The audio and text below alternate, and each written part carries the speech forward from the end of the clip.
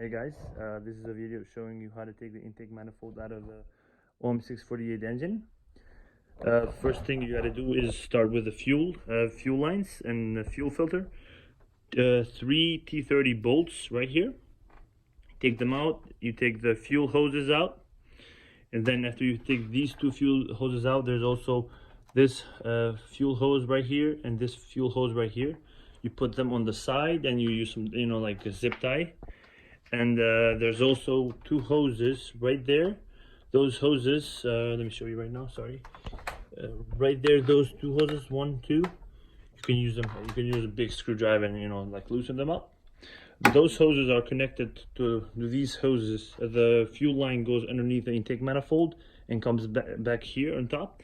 You don't have to take those fuel lines because it's more easier. You let the fuel lines connected with the intake manifold rather than taking them out. Anyway, after you take the fuel hoses out, you take the EGR system out. It's very important if you want to take the intake manifold easier and faster. You take the EGR system out because this blocks the way of all these bolts underneath that you have to get access to. So in order to take the EGR is 3 bolts right here. Oops, I'm sorry. 3 bolts right here, and then after you take those 3 bolts, before you take those 3 bolts, I highly recommend taking the coolant out of the car, because the coolant is connected from here and it goes back here here right there, and the coolant, the EGR, what it does is actually makes the car go faster to the operating temperature. And that's a drawback if you delete the EGR, but I honestly don't care much. I don't care much about that. Anyway, so I have deleted the EGR. You can see there's a plate over there. Then after you take those hoses out, there's a hose here, there's a hose right there, there's another hose that gets connected from here underneath this plate right here. I'm sorry, there's like right there, and it goes back into the engine.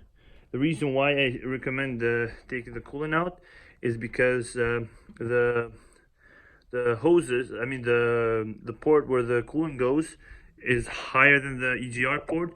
So when you take the intake manifold out, the coolant will drain from the coolant hose, coolant hole to the EGR hole and clog up your EGR, like the exhaust. And when you turn on the car will put out white smoke for like 2 hours. It was on my case. So very, very highly recommended is you take the cooling out of the car.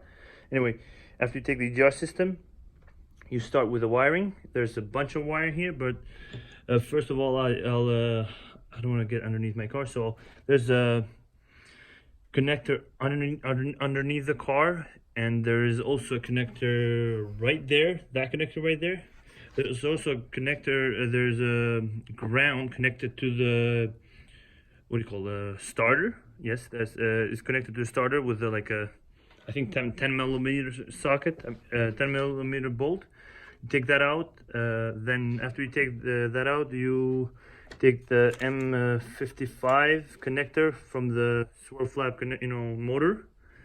After you take the swirl flap connector motor out, there's underneath the intake manifold, there is a, there's a system over there that has 2 connectors. There's a big connector and there's a rounded connector. You take them out. Then after you take them out, you take this sensor out.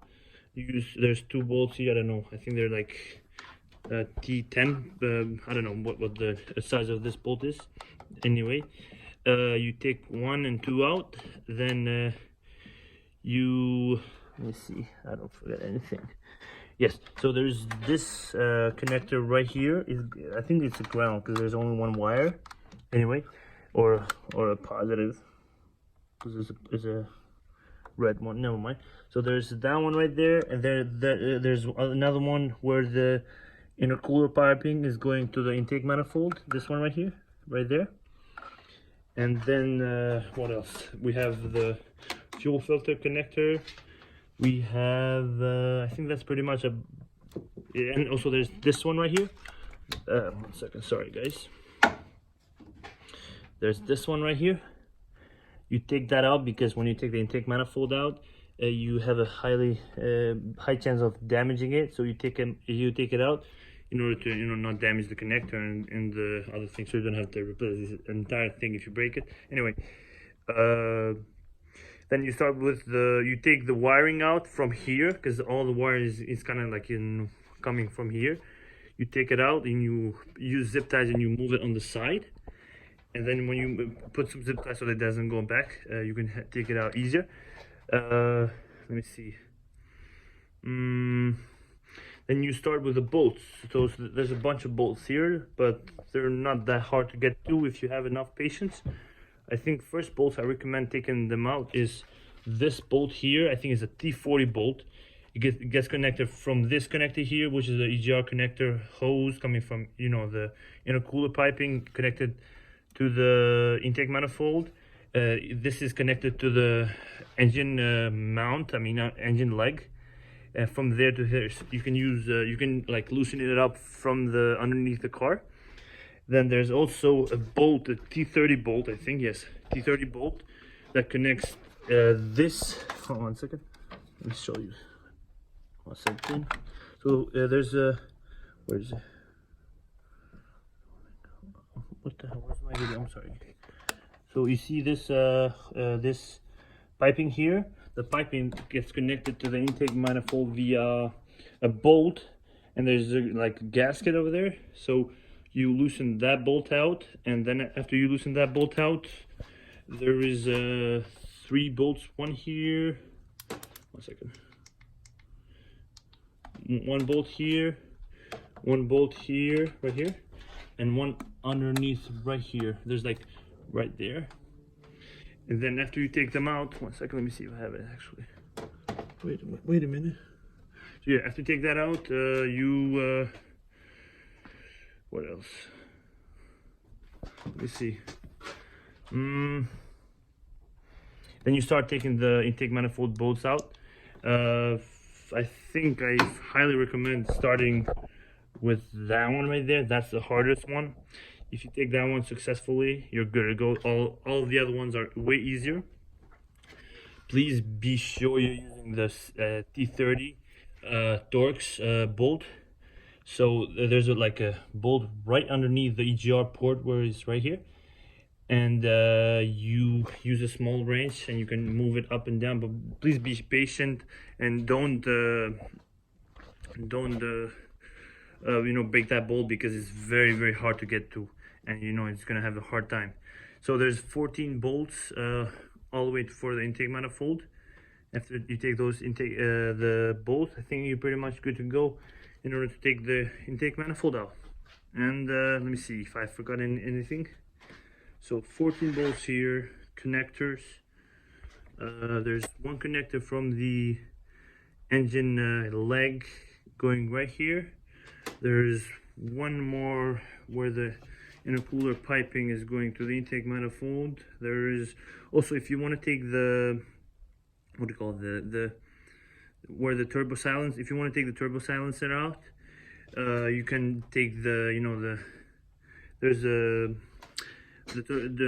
hose for where the turbo silencer is, the aluminum piping right there. There is a leg, like an ear of where there's a bolt connected to the engine. Please take that out. I did not see that bolt. It's right over here. You're gonna probably see it.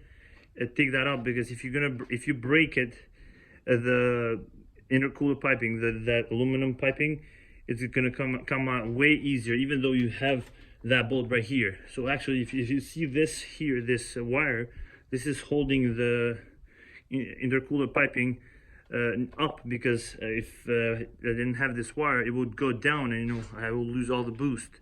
I have actually ordered that, like it's gonna probably come tomorrow or day after tomorrow, because I cannot be using this. This is a temporary job, of course. This is a heck of a job. Anyway, after you take that out, I think you're pretty much good to go. There's gonna be coolant coming out, not a lot. If you taken out the coolant out, and then I think you're good. All right, guys, bye.